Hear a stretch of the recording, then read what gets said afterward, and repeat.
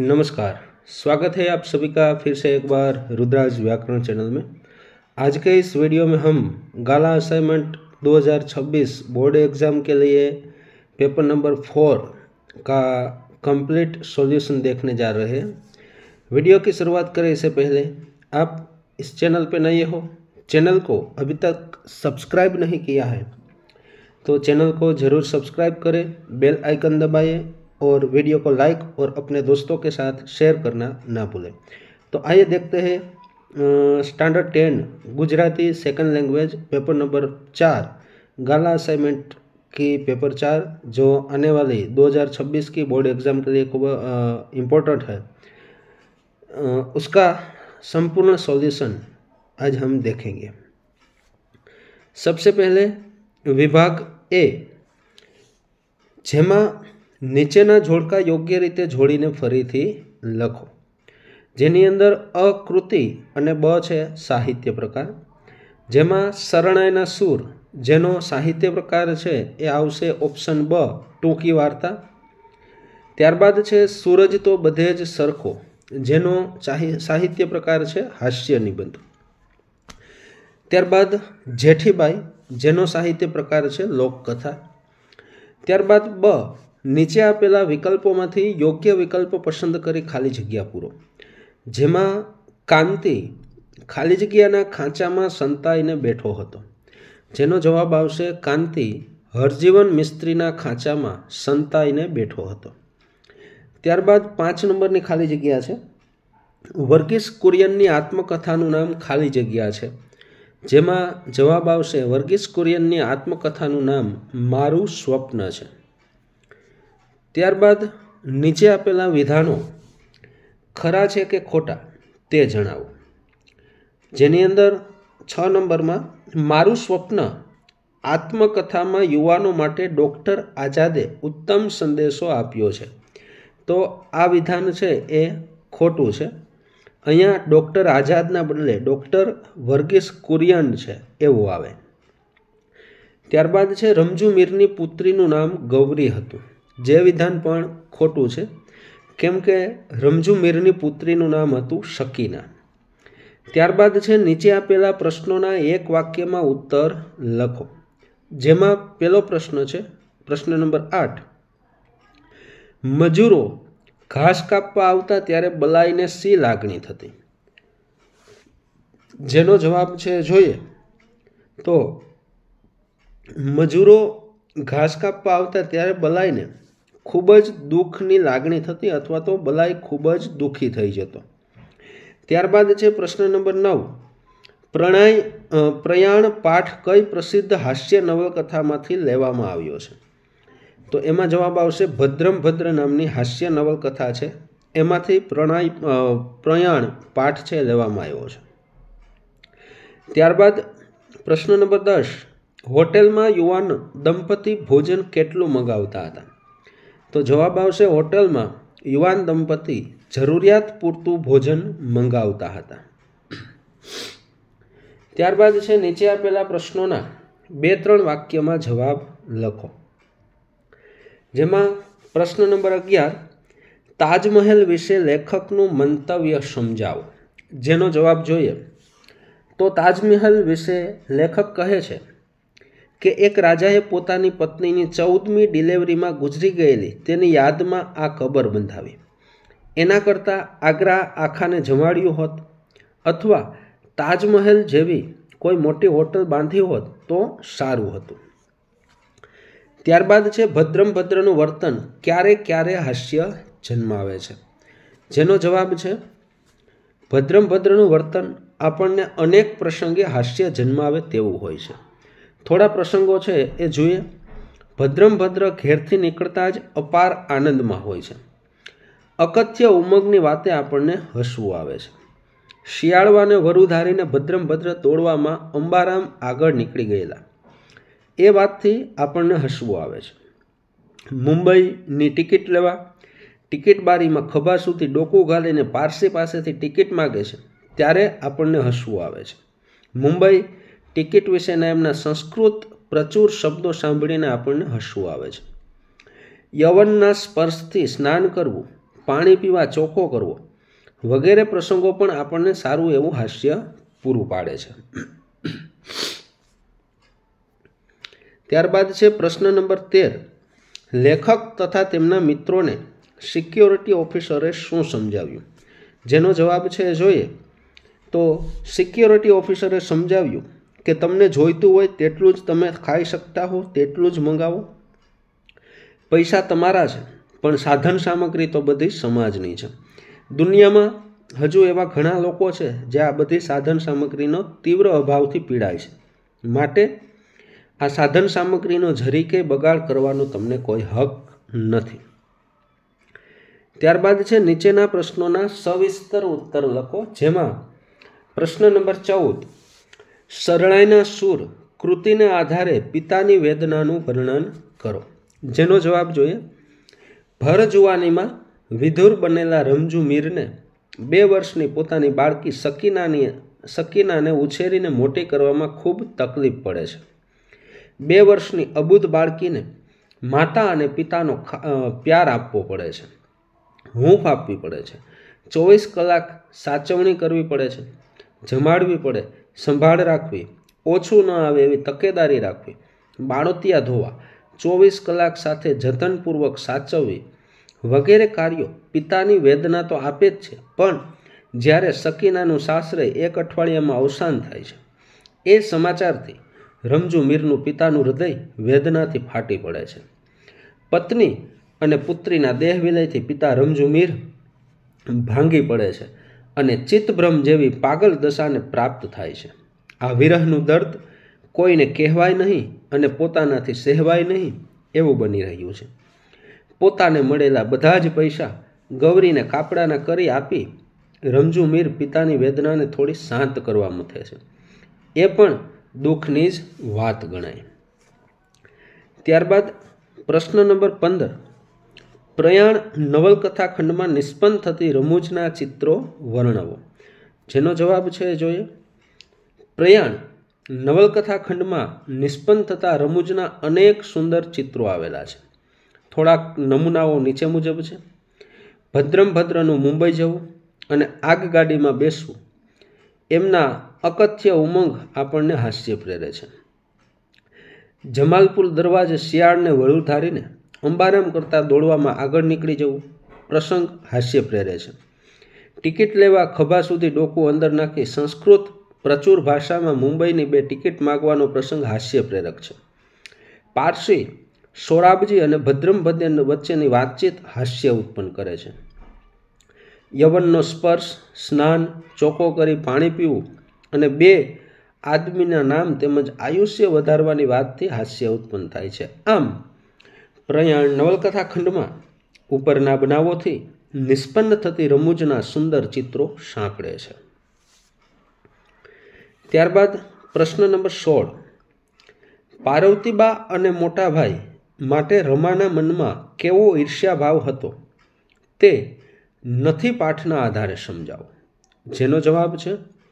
પાર્વતીબા અને મોટાભાઈ હિંમત માટે રમાના મનમાં ઈર્ષા ઉપરાંત નફરતનો ભાવ રહેતો હતો. પાર્વતીબા પાસેથી કાંતિને એવી રીતે વાળી લીધો જેવી રીતે કોઈ વાછરડાને ગાય પાસેથી વાળી લે. બીજે વર્ષે જ જુદી થઈ અને અમદાવાદ જતી રહે છે.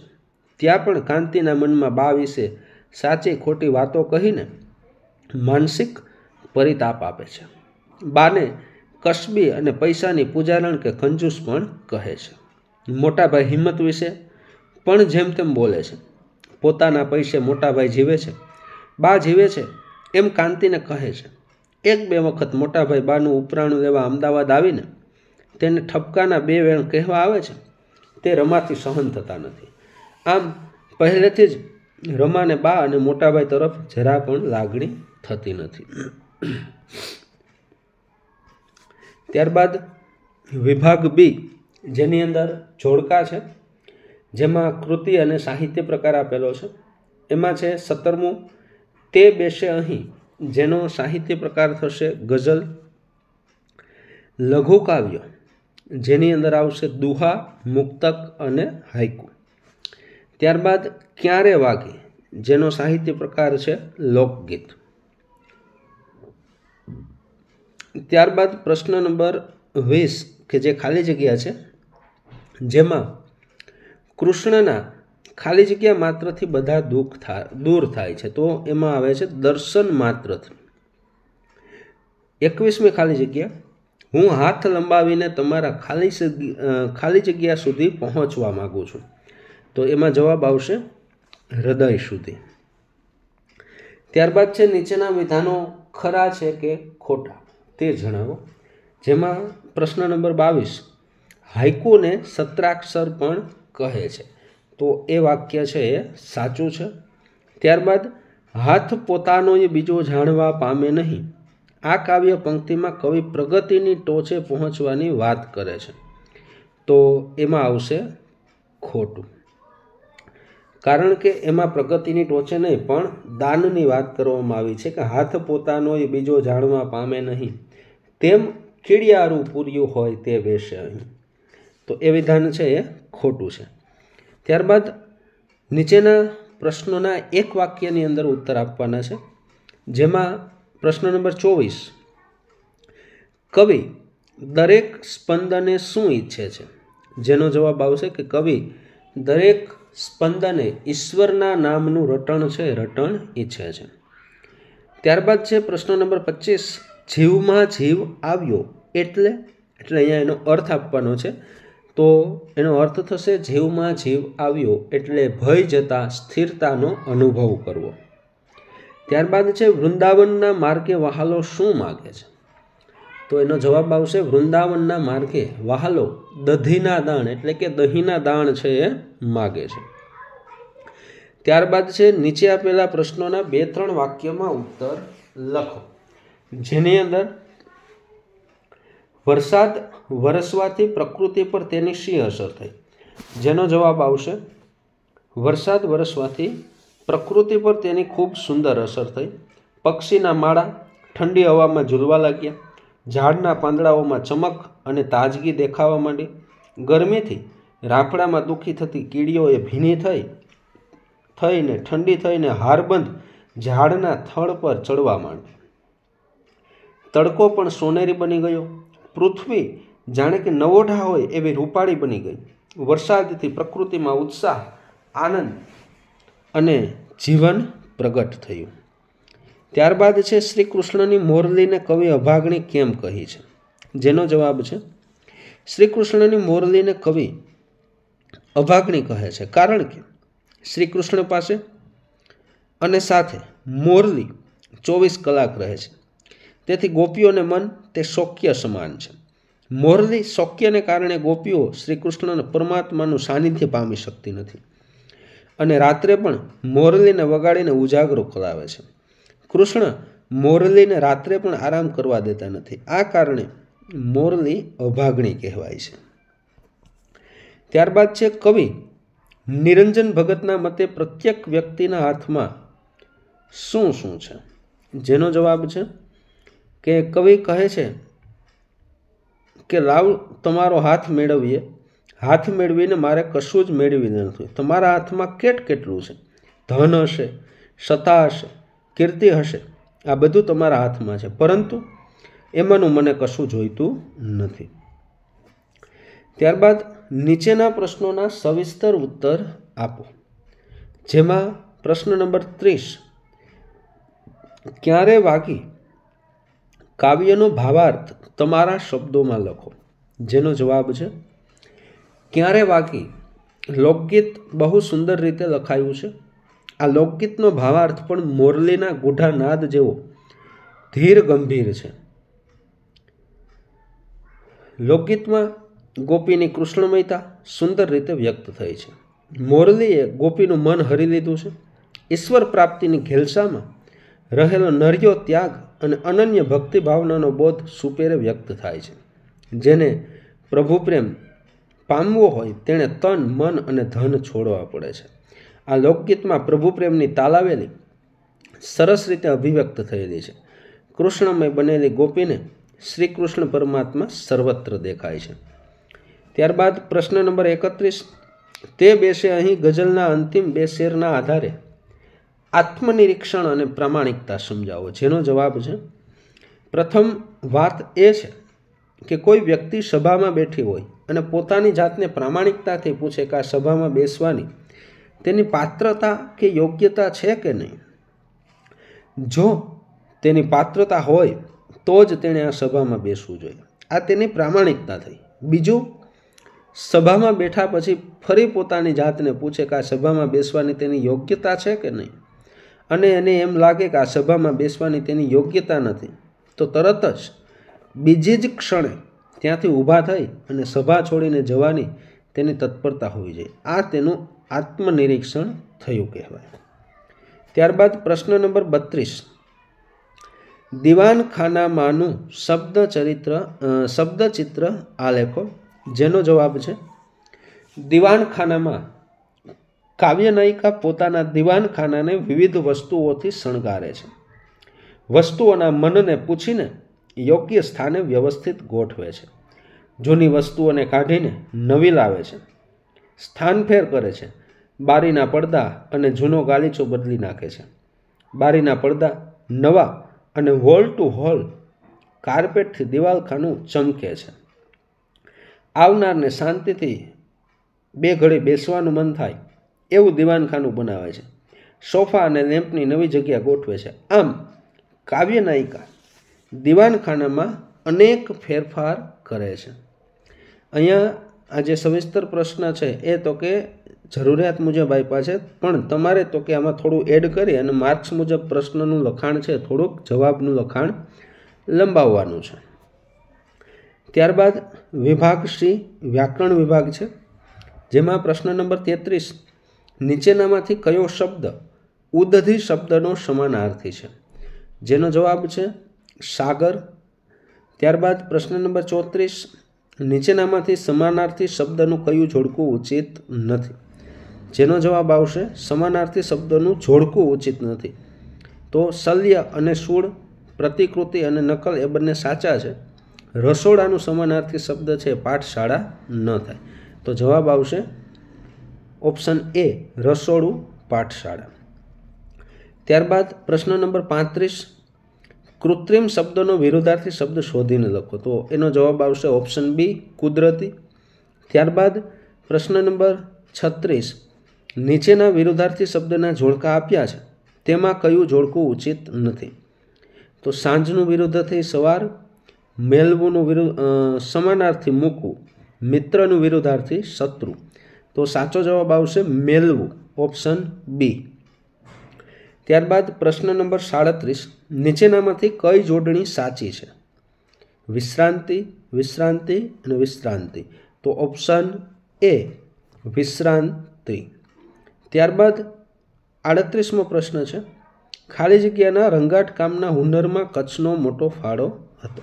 તો એમાં જવાબ આવશે ઓપ્શન બી, ભારત.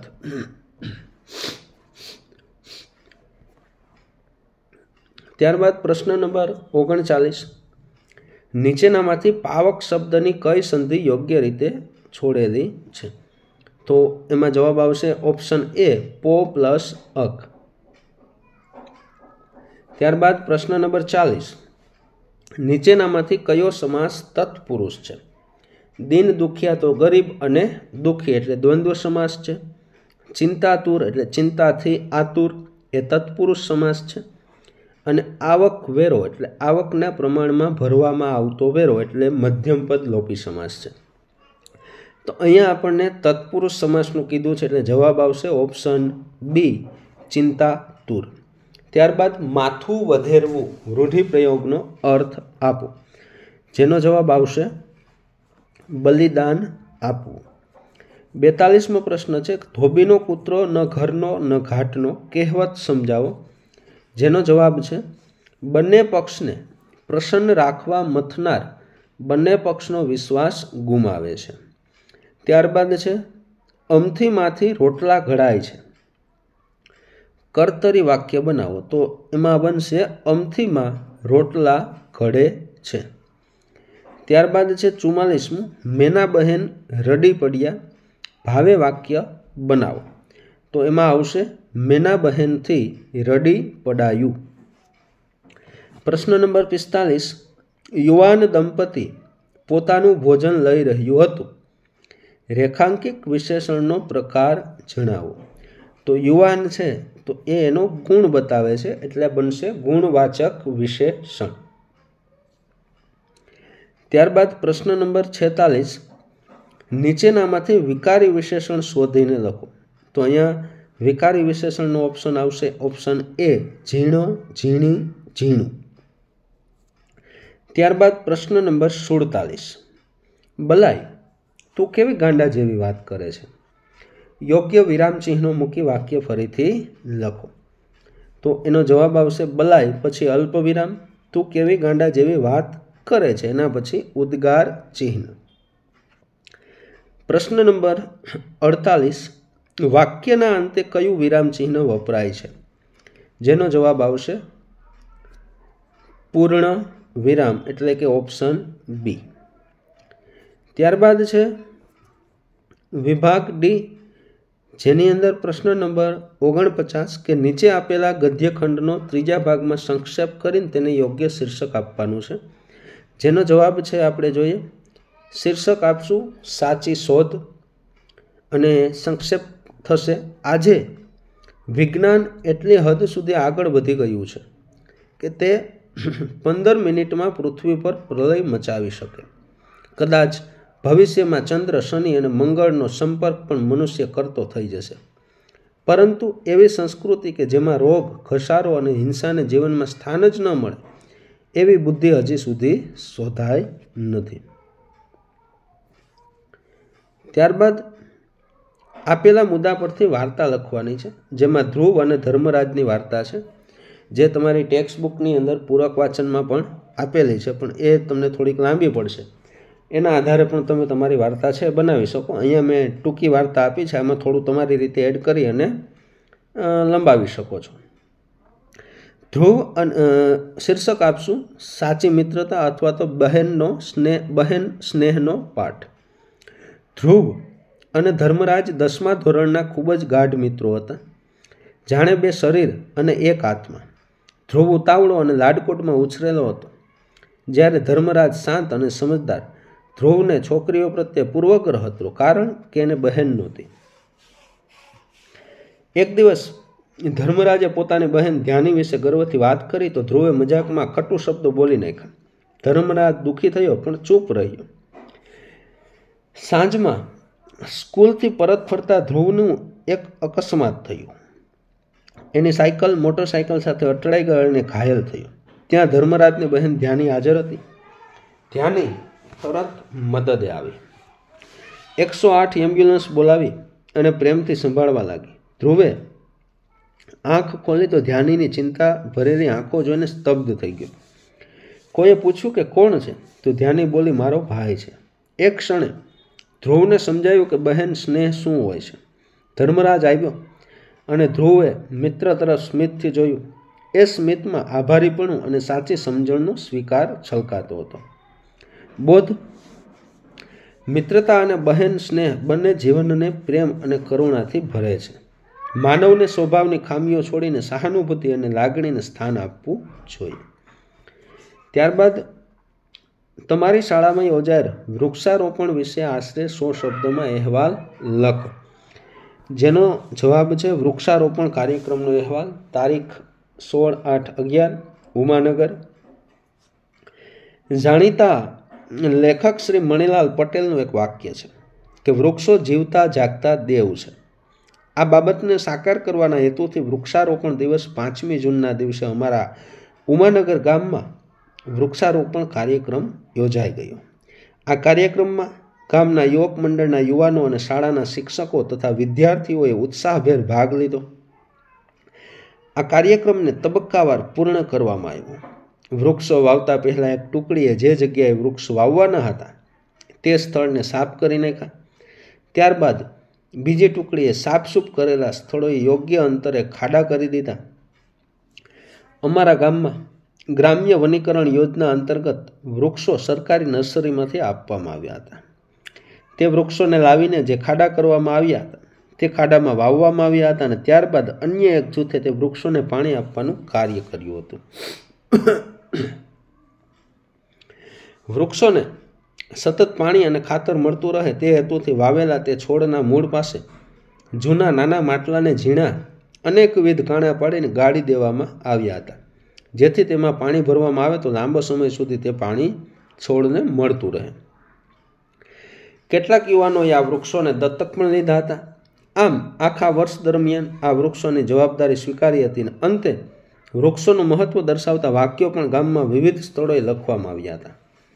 અમારા ગામમાં પાણીની સમસ્યા વિકટ છે, તેથી ગામના લોકોને સમજાવવામાં આવ્યું હતું કે તમે જે અશુદ્ધ પાણીને રસ્તામાં વહાવી દો છો તેને આ વૃક્ષોને આપવાનું ભગીરથ કાર્ય કરો તો ગામમાં ફરીથી નંદનવન ઊભું કરી શકાય. ત્યારબાદ છે નીચે આપેલા પંક્તિનો વિચાર વિસ્તાર કરો, જેમાં છે મને મળી નિષ્ફળતા અનેક તેથી થયો સફળ કંઈક હું જિંદગીમાં. જેનો વિચાર વિસ્તાર છે અહીંયા ટૂંકમાં કર્યો છે. તમારે તો કે એમાં જે થોડું એડ કરી અને આ મુજબ છે થોડુંક લખાણ લંબાવવાનું છે. કવિએ આ પંક્તિમાં જ્ઞાની અને અજ્ઞાની માણસ વચ્ચેનો તફાવત ખૂબ સુંદર ઉદાહરણ દ્વારા સમજાવ્યો છે. તેમણે અધૂરા અને પૂરા ઘડાનું રૂપક આપ્યું છે. અધૂરા ઘડામાં પાણી ઓછું હોય છે, તેથી જ્યારે એને ઉપાડીને ચાલીએ ત્યારે છલકાઈ જાય છે. વિપરીત રીતે પૂરો ઘડો કદી છલકાતો નથી, એ શાંત સ્થિર રહે છે. આ ઉદાહરણ દ્વારા કવિ કહે છે કે જેમ અધૂરો ઘડો છલકાય છે તેમ અજ્ઞાની માણસ પોતાના અહંકાર, દંભ અને ખોટી ગર્વભાવનાથી સદાય બોલકો બને છે. તે પોતાનું અપૂરતું જ્ઞાન બતાવવા માટે ગર્વથી વાતો કરે છે અને લોકોની સામે પોતાને મોટો બતાવવા પ્રયત્ન કરે છે. પરિણામે તે સમાજમાં હલકો ગણાય છે. જ્ઞાની વ્યક્તિ વિપરીત હોય છે. જેમ પૂરો ઘડો પાણીથી ભરેલો હોય છે તેમ જ્ઞાની માણસ જ્ઞાનથી પૂર્ણ હોય છે. એ નમ્ર, શાંત અને સંયમી રહે છે. પોતાનું જ્ઞાન બતાવવાની કે ગર્વ કરવાની જરૂર એને લાગતી નથી. એ જાણે છે કે સાચું જ્ઞાન માણસને નમ્ર બનાવે છે, અહંકાર નહીં. એના વર્તનમાં સરળતા અને વિવેક હોય છે. એ લોકોના કલ્યાણ માટે કાર્ય કરે છે અને પોતાના શબ્દો અને વર્તનથી માનવતાની સુગંધ ફેલાવે છે. આપણે સૌ કવિની આ વાતને હૃદયમાં ઉતારવી જોઈએ. અહંકારને દૂર કરીને નમ્રતા, શાંતિ અને સમજણ અપનાવવી જોઈએ. જો આપણે પાણીથી ભરેલા પૂરા ઘડાની જેમ શાંત, સ્થિર અને વિનમ્ર બનીએ તો સમાજમાં માનવતા મહેકી ઉઠશે અને જીવન વધુ અર્થપૂર્ણ બનશે. ત્યારબાદ છે મને મળી નિષ્ફળતા અનેક તેથી થયો સફળ કંઈક હું જિંદગીમાં, જેની અંદર આ પંક્તિઓમાં કવિ જીવનનો એક અત્યંત મહત્વનો સત્ય પાઠ આપે છે. નિષ્ફળતા એટલે અંક નહીં, પણ સફળતાની શરૂઆત. કવિ કહે છે કે મને જીવનમાં અનેક નિષ્ફળતાઓ મળી, પરંતુ એ નિષ્ફળતાઓ જ મારી સફળતાનું પાયાનું પથ્થર બની. નિષ્ફળતા માણસને કમજોર નહીં બનાવે જો તે માણસ હિંમત રાખે અને સતત પ્રયત્ન કરતો રહે. કવિ કરોળિયાનું ઉદાહરણ આપે છે. કરોળિયો પોતાની ગુફામાં ઝાડ બનાવતા વારંવાર પડી જાય છે, પરંતુ ક્યારેય હાર માનતો નથી. તે ધીરજ અને દ્રઢતા સાથે ફરીથી પ્રયત્ન કરે છે અને અંતે ઝાડ બનાવી જ લે છે. એ જ રીતે જીવનમાં પણ અનેકવાર આપણે પડીએ છીએ, નિષ્ફળ થઈએ છીએ, પરંતુ જે વ્યક્તિ હિંમત ગુમાવ્યા વિના પ્રયત્ન કરતો રહે છે તે એક દિવસ ચોક્કસ સફળ બને છે. એકવારની નિષ્ફળતા પછી પ્રયત્ન છોડી દેનાર માણસ ક્યારેય જીવનમાં સફળ થતો નથી. સફળતા માટેની એક ચાવી છે ધીરજ, આત્મવિશ્વાસ અને સતત પ્રયત્ન. દરેક નિષ્ફળતા આપણને કંઈક શીખવે છે અને આપણા અનુભવોમાં વધારો કરે છે. આજે આપણે જે અદ્ભુત વૈજ્ઞાનિક શોધો અને આધુનિક સુવિધાઓનો લાભ ઉઠાવી રહ્યા છીએ એ બધું પણ એવા જ લોકોના અવિરત પ્રયત્નો અને અનેક નિષ્ફળતાઓ બાદ મળ્યું છે. એડિસન જેવા વૈજ્ઞાનિકોએ હજારો વાર નિષ્ફળતા જોઈ, પરંતુ દરેક વખતમાં નવી રીતે પ્રયત્ન કર્યા અને આખરે વીજળીનો દીવો શોધી કાઢ્યો. અંગ્રેજીમાં કહેવાયું છે કે failure is the pillar to success, એટલે કે નિષ્ફળતા જ સફળતાનો આધાર છે. તેથી આપણે ક્યારેય હતાશ ન થવું, પરંતુ દરેક નિષ્ફળતાને પગથિયું બનાવી આગળ વધવું જોઈએ. એ જ જીવનનો સાચો માર્ગ છે. ત્યારબાદ છે પ્રશ્ન નંબર 23 કે નીચેનામાંથી કોઈ પણ એક વિષય પર આશરે 250 શબ્દમાં નિબંધ લખો. જેમાં છે ધરતીનો છેડો ઘર, માતૃપ્રેમ, મા તે મા, અને તમને શું ગમે, ઓનલાઈન કે ઓફલાઈન શિક્ષણ. તો આ જે ત્રણેય નિબંધો છે એ રુદ્રાજ વ્યાકરણની નિબંધ લેખનનું જે પ્લેલિસ્ટ છે એ નિબંધ લેખનના પ્લેલિસ્ટની અંદર આ બધા જ નિબંધો અને એ સિવાયના આઈએમપી નિબંધો છે એ નિબંધો આપેલા છે. આપ ત્યાં જઈ અને એ નિબંધ છે નિબંધને અલગથી જોઈ શકો છો. અહીંયા આપણે ગાલા અસાઇનમેન્ટ સેકન્ડ લેંગ્વેજ ગુજરાતી ધોરણ 10નું પેપર નંબર 4નું સંપૂર્ણ સોલ્યુશન છે એ જોયું. જો આપને આ વિડીયો પસંદ પડ્યો હોય તો રુદ્રાજ વ્યાકરણ ચેનલને સબસ્ક્રાઈબ કરો, વિડીયોને લાઈક કરો, તમારા મિત્ર અને પરિવાર સાથે શેર કરો. ફરી મળીશું એક નવા વિડીયો સાથે. ત્યાં સુધી વંદે માતરમ, જય ભારત, જય હિન્દ.